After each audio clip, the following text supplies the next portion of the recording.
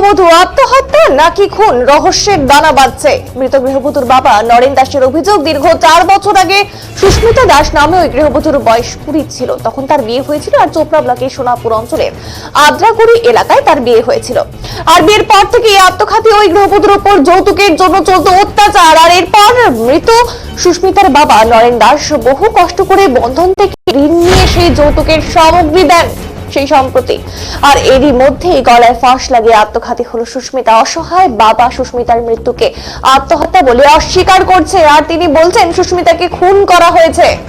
4 বছর আগে বিয়ে হয়েছিল উজ্জ্বল মণ্ডলের সাথে সুস্মিতা দাসের।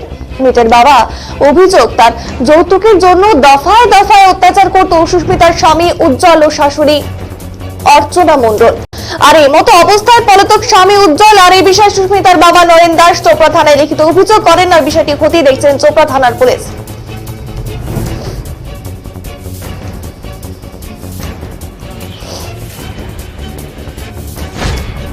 4 বছর ধরে মারটার করতেছে, তাও আমি 90,000 টাকা সামান দিলাম। 1 মাস মহিনায় বন্ধন থেকে উঠাই দিলাম। বাবা, আমার বাড়ির জায়গা জমির কিছু নাই, আমি নিরুপায়, হাতের উপরে খাই। বাবা মেয়ে এমনি 4 বছর ধরে না পাওনা নিয়ে টাকা পয়সা নিয়ে বলে গাড়ি নিবো, ওটা নিবো, আমি তো দিতে পারি না। তারপর আস্তে আস্তে করে 90,000 টাকার সামান দিলাম, খাট দিলাম, লেপ তোষক সব কিছু দিলাম। আর কালকে রাত্রে আজকে সকালবেলায় এই ঘটনা হয়ে গেল। বাবা, আমি তো কাজে গেছিলাম। মেয়ের নাম সুস্মিতা দাস।